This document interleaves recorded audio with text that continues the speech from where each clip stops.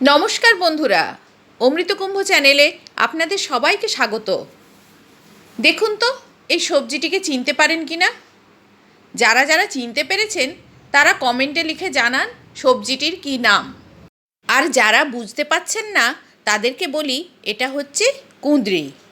আজকে আমি আপনাদের কুঁদরি পোস্ত করে দেখাবো। আমি 500 গ্রাম কুঁদরি নিয়েছি। কুঁদরিগুলো প্রথমে জলে ভালো করে ধুয়ে নিয়েছি। কচলে কচলে ধুয়ে নেওয়ার পর মাথার দিক আর পেছনের দিক সামান্য বাদ দিয়ে এক একটা কুঁদরিকে 8 ভাগ করে নিয়েছি। কুঁদরি অনেকভাবে রান্না করা যায়। কুঁদরি পোস্ত হয়, কুঁদরি ভাজা হয়, কুঁদরি আলুর তরকারি হয়। বিভিন্ন পদের জন্য কাটার পদ্ধতিটাও আলাদা হয়। পোস্ত রান্না করলে এইভাবে কাটলে পোস্তর স্বাদ ভালো হয়। কুঁদরি পোস্ত বানানোর জন্য 3 টেবিল চামচ পোস্ত মিক্সি জারে নিয়ে জল দিয়ে আধ ঘন্টা মতো ভিজিয়ে রাখবো। আপনারা যদি সঙ্গে সঙ্গে রান্না করতে চান তাহলে পোস্তটা আগে মিক্সিতে গুঁড়িয়ে নেবেন, তারপরে জল দিয়ে বেটে নেবেন।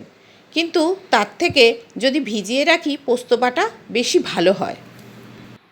তরকারির জন্য 2টো আলু নিয়ে ছাল ছাড়িয়ে ধুয়ে কুঁদরি সাইজের করে কেটে নিয়েছি।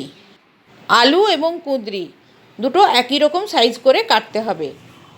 এবারে গ্যাসে মিডিয়াম ফ্লেমে একটা কড়াই বসিয়ে দিয়ে দিয়েছি 2 টেবিল চামচ সর্ষের তেল। সর্ষের তেলটা গরম হলে দিয়ে দিচ্ছি 1 চামচ কালো জিরে। কালো জিরেটা একটু ভাজা হয়ে গেলে দিয়ে দেব কেটে রাখা কুঁদরিগুলো। কিছু কিছু কুঁদরি দেখছেন একটু হালকা অরেঞ্জ হয়েছে, এগুলো তাও খাওয়া যায়, কিন্তু যদি একেবারে লাল হয়ে যায় ওগুলো ফেলে দেবেন। লাল হয়ে গেলে কুঁদরি পেকে যায়, পাকা কুঁদরি খেতে টক লাগে। কিন্তু এরকম হালকা অরেঞ্জ হলে ওটা খাওয়া যায়। কুঁদরিগুলো তেলে খানিকক্ষণ ভেজে নেওয়ার পর যখন কালারটা চেঞ্জ হয়ে যাবে, একটু ভাজা ভাজা গায়ে ধরে যাবে, তখন দিয়ে দেব আলুগুলো। আলু আর কুঁদরি একসাথে ভালো করে ভাজতে হবে। খানিকক্ষণ আলু কুঁদরি কষিয়ে নেওয়ার পর দিয়ে দেব পরিমাণ মতো নুন আর গুঁড়ো হলুদ।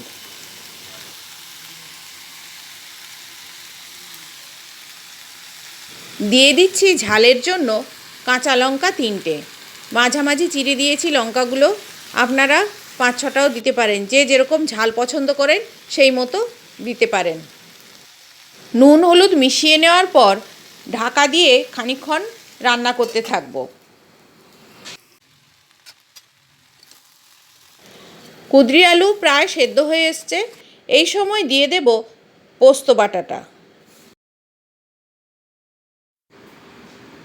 দেখুন মিক্সিতে ভিজিয়ে রাখার পর পোস্ত বাটাটা কত সুন্দর হয়েছে। পোস্ত বাটাটা আগে দিয়ে মিশিয়ে নেব তরকারির সাথে। মিশিয়ে নিয়ে খানিকক্ষণ নাড়াচাড়া করে নেব। কিছুটা ভাজা হয়ে গেলে যখন দেখব আলু কুঁদরি সব সেদ্ধ হয়ে গেছে, তারপর দিয়ে দেব মিক্সি ধোয়া জলটা।